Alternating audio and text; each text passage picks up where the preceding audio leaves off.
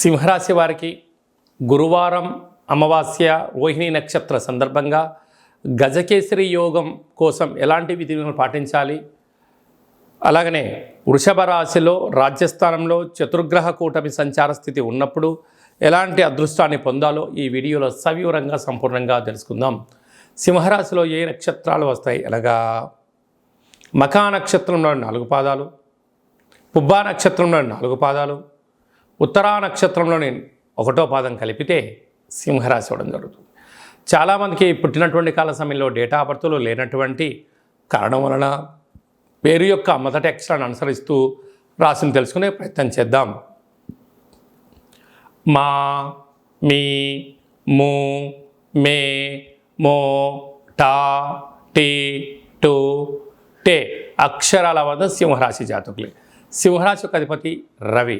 ఈ సింహరాశి జాతకులు దృఢమైనటువంటి శరీరం కలిగి నిత్యము తేజవంతము, విద్యావేత్తలు, సంఘ సంస్కర్తలు, రాజకీయాలు, ఆర్డీఓ, ఎంఆర్ఓ, కలెక్టరేట్, సెక్రటరీ రంగాలలో అనేక మందికి వీళ్ళు ఆదర్శప్రాయంగా ఉండడం, కాంట్రాక్టర్ రంగంలో అత్యున్నతమైనటువంటి విలువలతో కూడా జీవితాన్ని పొందేవారు మొదటి వరుసలో ఈ సింహరాశి జాతకులే ఉంటారని చెప్పి గమనించాలి. ధనావాకు కుటుంబ స్థానంలో కేతు సంచారం చేయడం వలన దూర ప్రయాణాలు, దూర ప్రాజెక్టులు చేయడం, దూరమైనటువంటి కార్యక్రమాల్లో ఒక 10 సంవత్సరాల తర్వాత ఎలా ఉండబోతుందో దానికి మార్పుకు అనుకూలంగా సింహరాశి జాతకులే ముందు వరుసలో ఉంటారని చెప్పి గమనించాలి.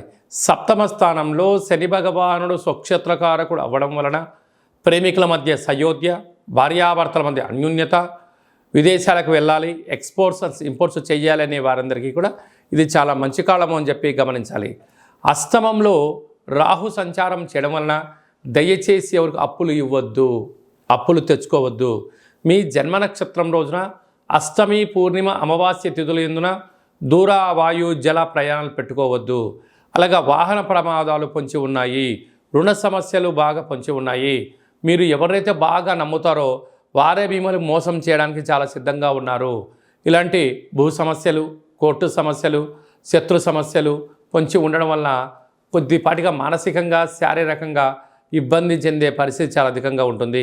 ఇలాంటి కాల సమయంలో ఈ రాహువును తృప్తిపరచడం కోసం రాహు యొక్క దృష్టి మీ మీద లేకుండా ఉండాలి అన్నట్లయితే మీరు ఎంత బరువు అయితే ఉంటారో అంత బరువు కలిగినటువంటి ఉప్పును తులాభారంగా చేసుకొని ఆ ఉప్పును సమానమైన నీటితో వేసి కరిగించి ఆ నీటికి శివుడికి రుద్రాభిషేకం చేసినట్లయితే మీకు రాహువుకు సంబంధించిన దోషాలు తొలగిపోయి అన్నింటా విజయం మీ సొంతం అవుతుంది.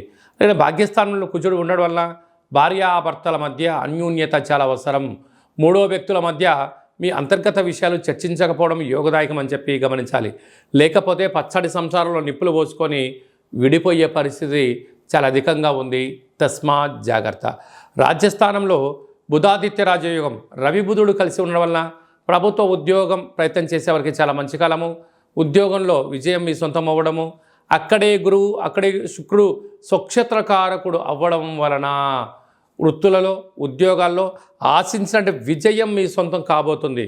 కనుక ఇలాంటి కాల సమయంలో మౌనం, ధ్యానం, ఏకాగ్రత, ఆధ్యాత్మిక చింతన, పశుపక్షాదులకు దానం చేయడం వలన మీకు మంచి కాలం ఉంటుందని చెప్పి గమనించాలి. అది కాకుండా కూడా ఈ గురువారం రోహిణి నక్షత్రం రోజున పుష్యమి నక్షత్రం రోజు రావడం వలన ఇంటికి ఒక ఎర్రటి గుమ్మడికాయను తీసి పగలగొట్టుకోవడం, ఇంటికి ఒక గుమ్మడికాయను కట్టుకోవడం, వీలైనంత వరకు ఆ రోజు నదీ ప్రయాణాలకు దూరంగా ఉండడము ఉత్తమోత్తంగా భావించగలగాలి. ఇలాగ చతుర్గ్రహ కూటంలో ఉండబడిన గ్రహాలు దోషం తొలగి యోగం కలగాలి అన్నట్లయితే కాళభైరవ స్వామికి స్మరణ, కాళభైరవ స్వామికి సౌభాగ్య ముడుపు, కాళభైరవ స్వామి హోమంలో పాల్గొనడం వల్ల అద్భుతమైన అదృష్టం మీ సొంతం అవుతుందని చెప్పి గమనించాలి.